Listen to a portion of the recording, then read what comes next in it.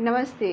लीला पुरुषोत्तम श्री कृष्ण में देखेंगे भगवान कृष्ण का जन्म तीसरा अध्याय को, जो कि कृष्ण कृपा मूर्ति श्री श्रीमद् एसी भक्ति वेदांत स्वामी प्रभुपाद के द्वारा जो है यथारूप तात्पर्य दिया गया है। भगवत गीता में भगवान कहते हैं कि उनका प्राकट्य जो है जन्म कार्यकलाप सभी दिव्य है और जो उन्हें ठीक से समझ लेता है वह तुरंत ही वैकुंठ जाने का भागी बन जाता है। भगवान का प्राकट्य या जन्म किसी सामान्य पुरुष का जैसा नहीं होता, जिसे अपने कर्मों के आधार पर भौतिक शरीर धारण करने के लिए बाध्य होना पड़े। भगवान के प्राकट्य की व्याख्या द्वितीय अध्याय में की गई है कि वे स्वेच्छा से प्रकट होते हैं। जब भगवान के अवतार लेने का समय निकट आ गया तो नक्षत्रगण अत्यंत शुभ हो गए। रोहिणी नक्षत्र भी, जो कि फलित ज्योतिष के अनुसार शुभ माना जाता है, प्रबल था। रोहिणी ब्रह्मा के प्रत्यक्ष संचालन के अंतर्गत माना जाता है। ज्योतिष के अनुसार नक्षत्रों की उपयुक्त स्थिति के अतिरिक्त विभिन्न ग्रहों की भिन्न भिन्न स्थितियों के कारण शुभ तथा अशुभ क्षण उपस्थित होते रहते हैं। कृष्ण के जन्म के समय सारे ग्रह स्वयमेव इस तरह से स्थित हो गए कि सब कुछ शुभ बन गया। उस समय पूर्व, पश्चिम, दक्षिण, उत्तर सभी दिशाओं में शांति और संपन्नता का वातावरण था। आकाश में शुभ नक्षत्र दिख रहे थे और पृथ्वी पर सभी नगरों तथा ग्रामों में जन जन के मन में सौभाग्य के लक्षण दृष्टिगोचर हो रहे थे।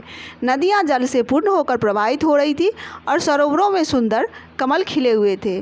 जंगल सुंदर पक्षियों एवं मोरों से पूर्ण थे। जंगल के सारे पक्षी मधुर वाणी में जो है गाने लगे और मयूर मयूरियों के साथ नाचने लगे।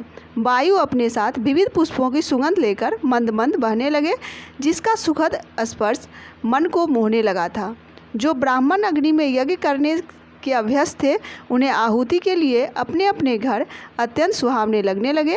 आश्री राजाओं के उत्पादों के कारण ब्राह्मणों के घरों में जो है हवनादि यज्ञ लगभग बंद ही हो चुके थे, किंतु अब उन्हें शांतिपूर्वक यज्ञादि करने के अवसर प्राप्त हो रहे थे।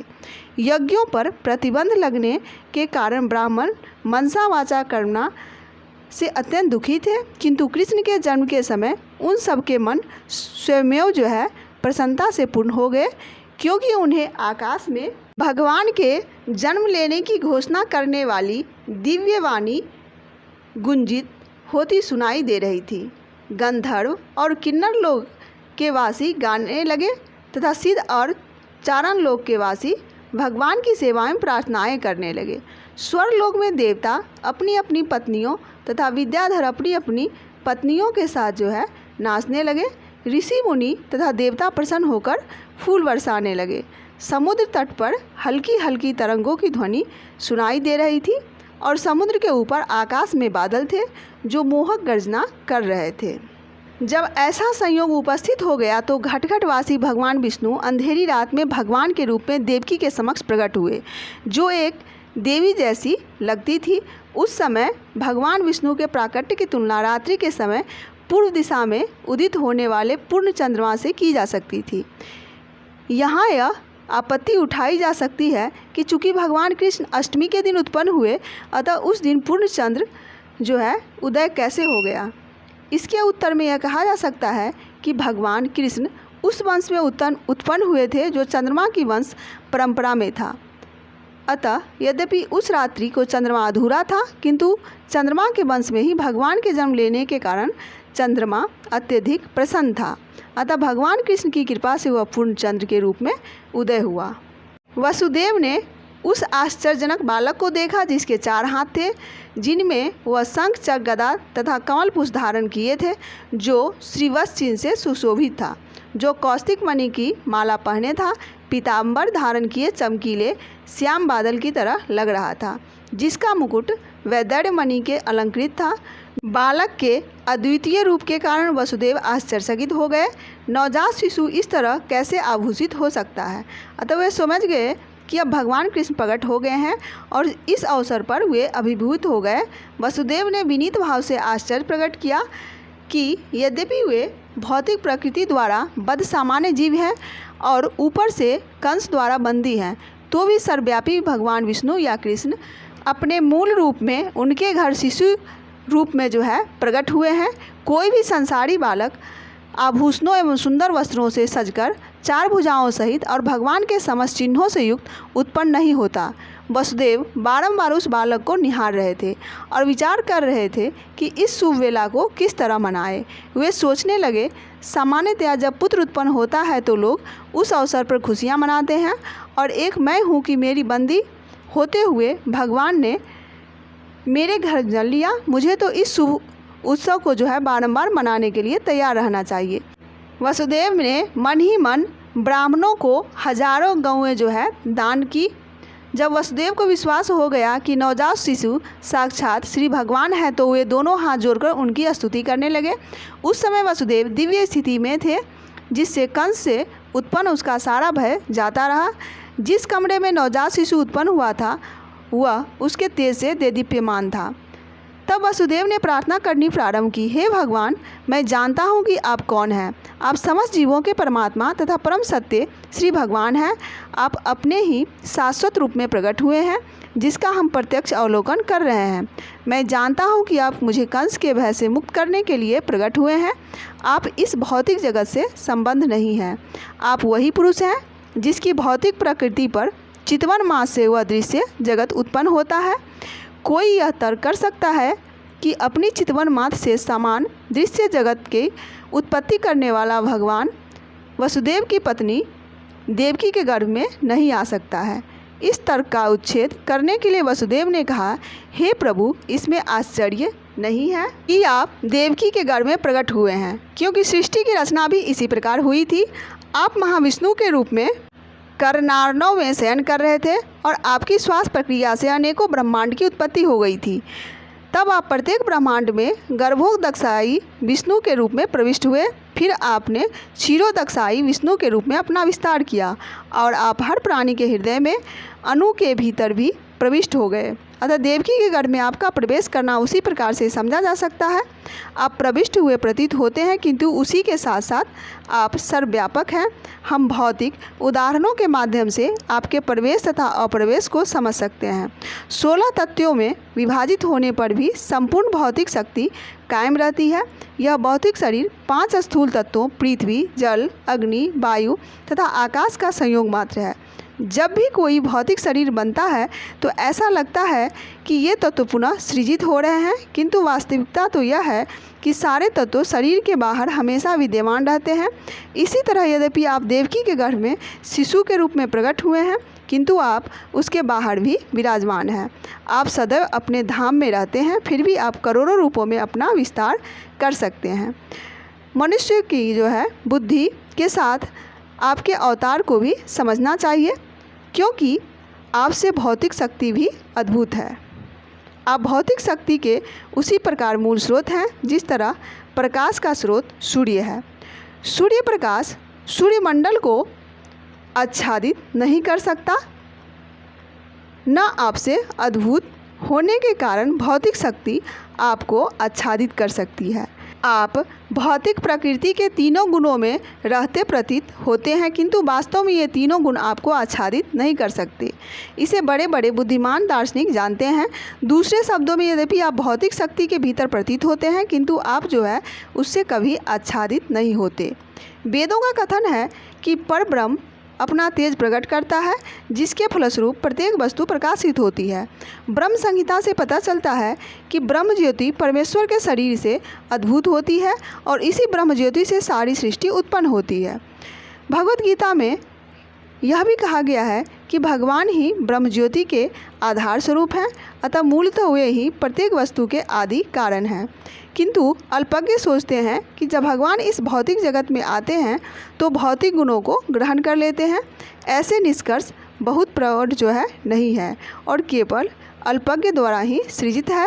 हे स्वामी, आपका अवतार, स्थिति तथा तिरोधान सारे भौतिक गुणों के प्रभाव से परे हैं। चूँकि आप प्रत्येक वस्तु के नियामक तथा परब्रह्म हैं, अतः आप में कुछ भी अकल्पनीय या विरोधमूलक नहीं है। जैसा आपने कहा है, प्रकृति आपकी अध्यक्षता में उसी तरह कार्य करती है जिस तरह कोई सरकारी अधिकारी मुख्य कार्यकारी के आदेशों पर काम करता है।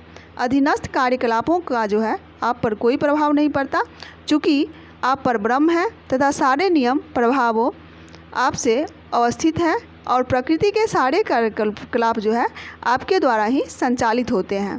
अतः इसमें से जो है कोई कार्यकलाप आप पर प्रभाव नहीं डालता। आप शुक्लम कहलाते हैं। शुक्लम अर्थात धवल परम सत्य का प्रतीकात्मक निरूपण है, क्योंकि भौतिक गुणों से यह अप्रभावित रहता है। ब्रह्मा जी रक्त या लाल कहलाते हैं, क्योंकि सृजन के लिए वे रजोगुण का प्रतिनिधित्व करते हैं। तमस शिव जी के सुपुर्द किया गया है, क्योंकि ये संपूर्ण सृष्टि का संहार करते हैं। इस दृश्य जगत का सृजन, संहार तथा पालन आपकी शक्तियों द्वारा संपन्न होता है, तो भी आप इन गुणों से अप्रभावित रहते हैं, जैसा कि वेदों द्वारा पुष्ट किया गया है। श्री भगवान सदैव ही समस्त भौतिक गुणों से मुक्त होते हैं। हे प्रभु, आप परम नियंता भगवान तथा इस दृश्य जगत की व्यवस्था को बनाए रखने वाले हैं। आप परम नियंता होते हुए भी कृपा करके मेरे घर में अवतरित हुए हैं। आपके अवतार का कारण संसार के उन आसुरी शासकों के अनुयायियों का जो है वध करना है।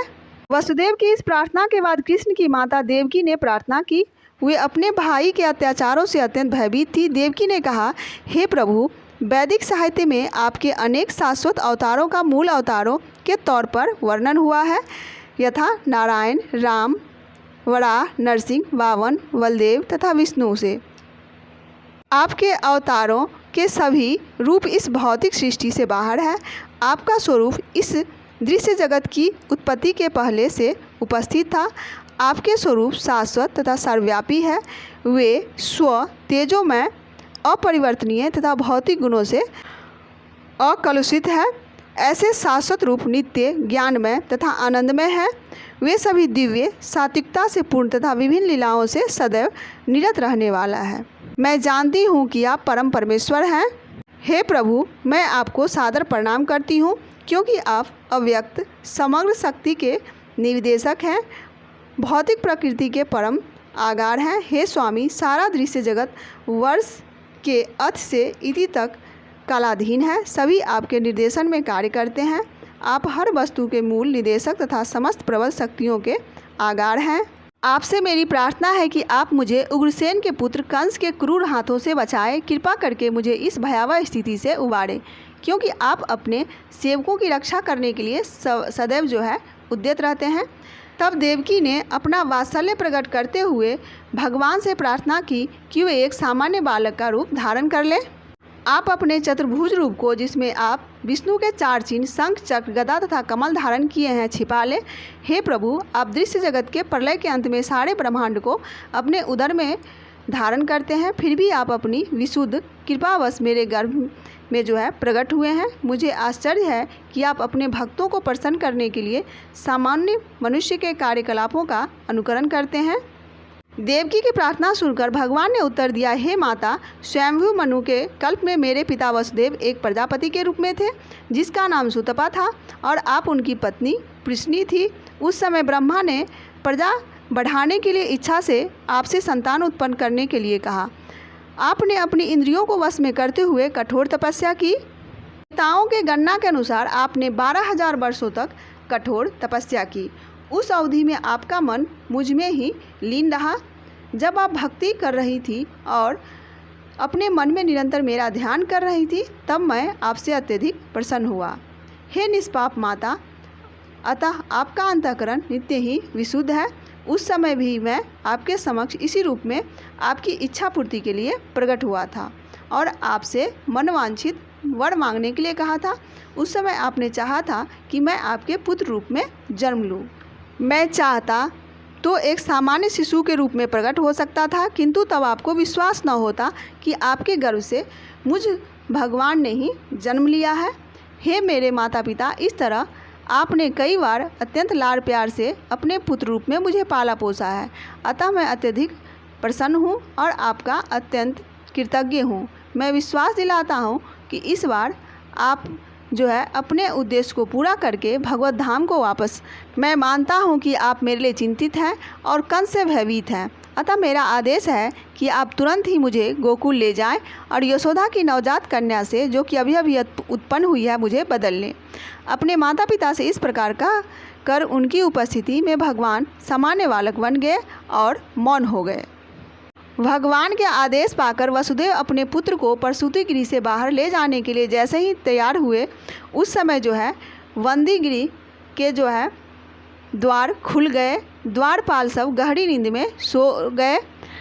रात अंधेरी थी, लेकिन ज्यों ही वसुदेव कृष्ण को अपनी गोद में लेकर बाहर निकले तो उन्हें सब कुछ दिखने लगा, मानो सूर्य का प्रकाश हो। आकाश में भयंकर गर्जना हुई और भीषण वृष्टि होने लगी।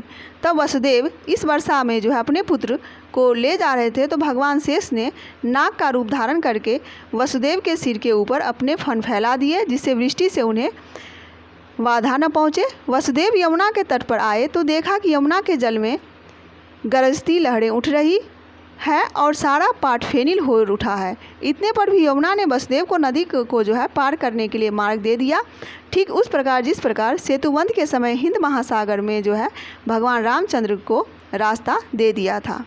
इस प्रकार वसुदेव ने यमुना पार की। उस पार वे नंद महाराज के गोकुल स्थित निवास स्थान में गए, जहां उन्होंने देखा कि सारे ग्वाले गहरी नींद में सोए हुए थे।